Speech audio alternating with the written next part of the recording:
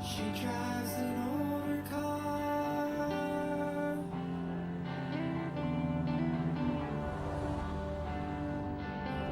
wears old dresses. Right in the middle of the Bible is this collection of Hebrew love poems that are so explicit and erotic that young Jewish boys weren't even allowed to read them until they were older. Now, Song of Songs gives us like a picture, a series of pictures of the relationship between a man and a woman. The joy, the struggle, the complexity. It's almost as if the love that this couple is exploring has a life of its own. The woman says several times, she says, do not arouse or awaken love until it so desires.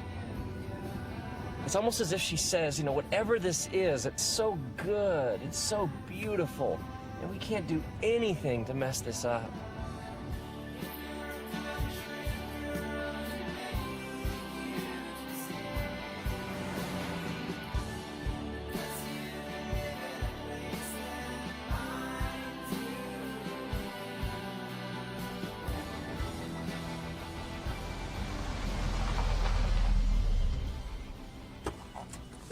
We get incredible mileage out of this tired old English word love, don't we?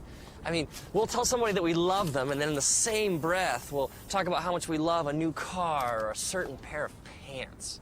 I mean, I love my wife, and I also love tacos. Now, we have to keep in mind that Song of Songs was originally written in the Hebrew language, which has at least 3 different words for our English word love. The first word we find is the word raya. Raya would be translated literally as like friend or a companion, somebody you hang out with. We might even translate it as like the word soulmate. We hear people talk like this all the time. They'll say things like, you know, she's my best friend, or I could tell him anything. These are all expressions of raya. And so we see that at the core of this relationship between these lovers, there's a friendship.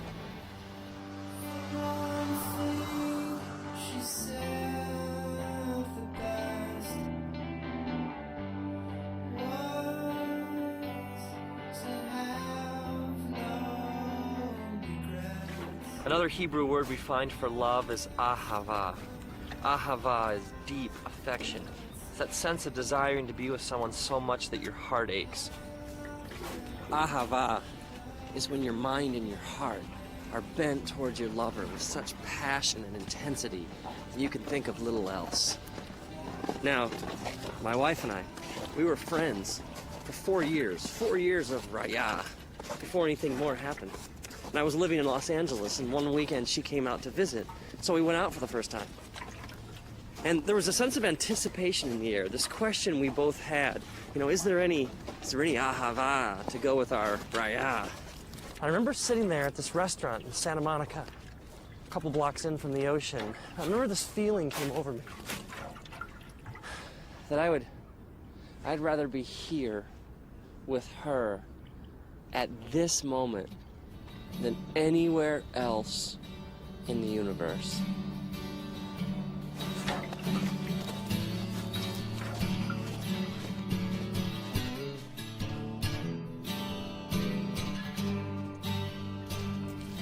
The lovers in Song of Songs declare that ahava is as strong as death, that many rivers cannot quench ahava. Ahava is love of the will. Now, this is way more profound than fleeting romantic feelings. This is much more than like temporary urges. Ahava is making a decision to join your life to the life of another. And this is an emotion that leads to commitment, that leads to joining your life to somebody else's. Ahava is what makes things last.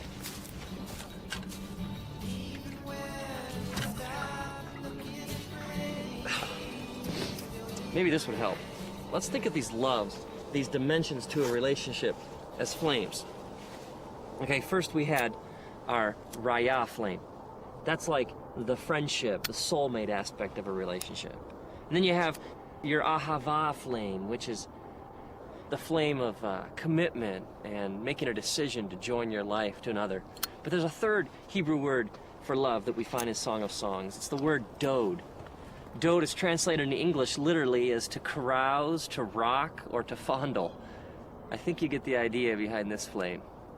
This word is used elsewhere in scriptures, like in the book of Proverbs. It says, "Let us drink deep of dode till morning." And the woman even says in Song of Songs, "Let him kiss me with the kisses of his mouth, for your dode is more delightful than wine." Dode is the physical, sexual element to a relationship. This is where we get the Greek word eros, which is translated literally as like erotic in the English language. So we have our raya flame, we have our ahava flame, and we have our dode flame.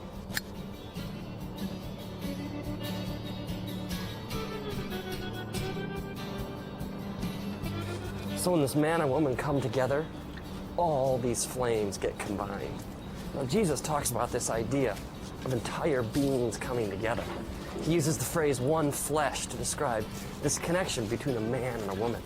Now this one flesh is way more than just a physical act. I mean, it's emotions, it's hearts, it's minds, it's experiences. It's the mingling of souls. And so this coming together physically becomes a picture of a deeper spiritual reality.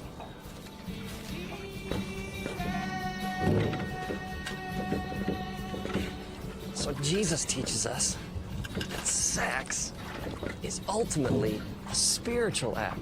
And that something so beautiful, something so powerful was meant to endure forever.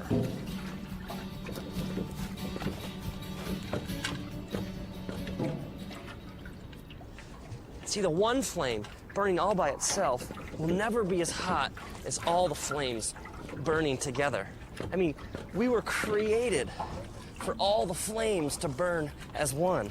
I mean, think about all the ways that we mess this up. I mean, take an affair for an example. An affair is two people sharing the dode flame, but without any of the other flames. Without the raya or the ahava. I mean, there's no friendship, there's no commitment, there's no loyalty, no sacrifice. And I mean, there's dode, but there's no raya or ahava. It's two people trying from this one flame, the dode flame, to get all the heat of the three flames burning together. I mean, no wonder it leaves a person empty and unfulfilled. We were created for so much more. And so the person keeps coming back to this one flame over and over again, and yet it never truly satisfies. It can't. Or how about the couple who have been married for years and they're still together? There's still some commitment. I mean, there's still some ahava, but let's be honest, there's not much else. There's no friendship. There's no sex. And they neglect the flames, and eventually they flicker and they fade and they go out.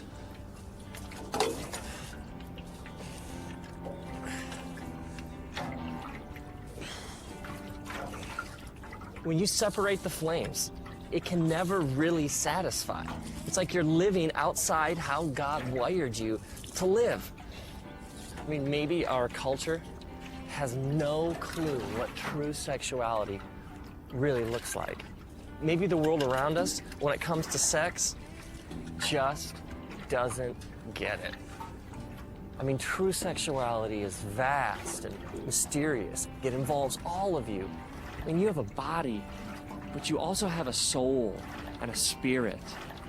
And love is two people coming together and giving all of themselves to each other forever. And now, may you honor the way that God created you. May you have a profound sense of respect for the fact that you are a deeply spiritual and mysterious being, and that love is ultimately a profoundly spiritual thing. May you realize that the three flames are meant to burn together, and may you discover the big flame.